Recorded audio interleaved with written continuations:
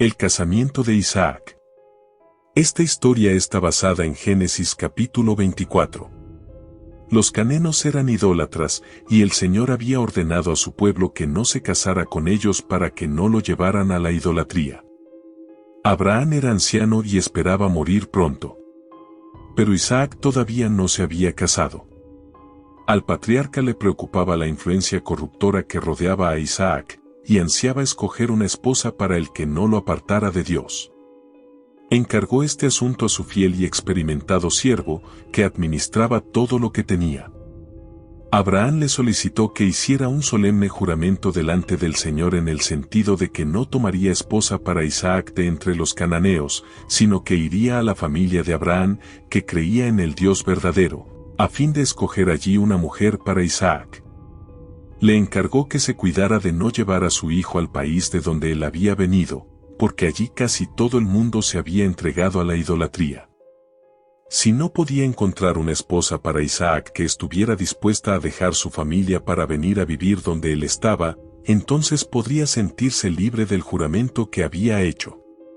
No se dejó que este importante asunto quedara en manos de Isaac, para que él lo resolviera solo, independientemente de su padre. Abraham dijo a su servidor que Dios enviaría a su ángel delante de él para dirigirlo en esa misión. El siervo a quien se encargó el asunto comenzó su largo viaje. Cuando llegó a la ciudad donde vivían los parientes del patriarca, oró fervientemente a Dios a fin de que lo dirigiera en la elección de una esposa para Isaac.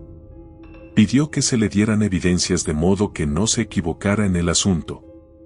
Se sentó a descansar junto a una fuente, que era un lugar donde mucha gente se reunía.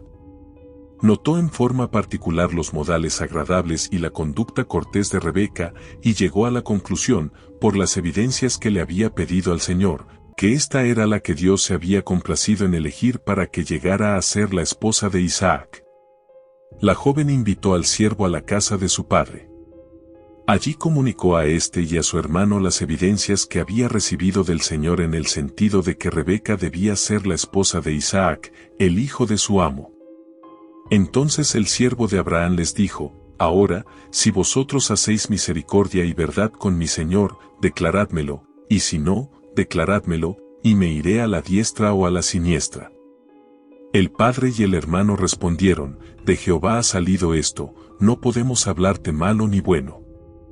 He aquí Rebeca delante de ti, tómala y vete, y sea mujer del hijo de tu señor, como lo ha dicho Jehová. Cuando el criado de Abraham oyó sus palabras, se inclinó en tierra ante Jehová.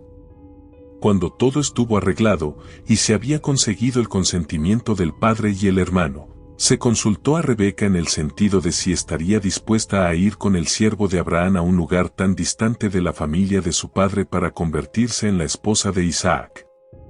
Por causa de lo que había sucedido, ella creyó que Dios la había elegido para que fuera la esposa de Isaac, y ella respondió: Sí, iré.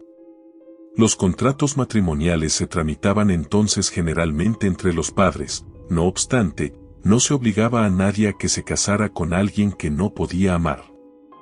Pero los hijos tenían confianza en el juicio de sus padres, y seguían sus consejos, y brindaban su afecto a los que habían elegido para ellos sus piadosos padres. Se consideraba que era delictuoso seguir una conducta distinta de esta. Un ejemplo de obediencia filial. Isaac había sido educado en el temor de Dios para vivir una vida de obediencia. Y cuando llegó a los 40 años aceptó que el experimentado y piadoso siervo de su padre eligiera esposa en su lugar. Creía que Dios dirigiría las cosas con respecto a su mujer. El caso de Isaac está registrado como ejemplo a seguir por los hijos de las generaciones posteriores, especialmente de los que profesan temer a Dios. La conducta seguida por Abraham en la educación de Isaac, que lo indujo a vivir una existencia de noble obediencia, está registrada también en beneficio de los padres y debiera inducirlos a ordenar su casa después de sí. Debieran instruir a sus hijos para que se sometan a su autoridad y la respeten, y debieran comprender que descansa sobre ellos la responsabilidad de guiar los afectos de sus hijos para que los pongan en personas que según su juicio les indica van a ser compañeros adecuados para sus hijos e hijas.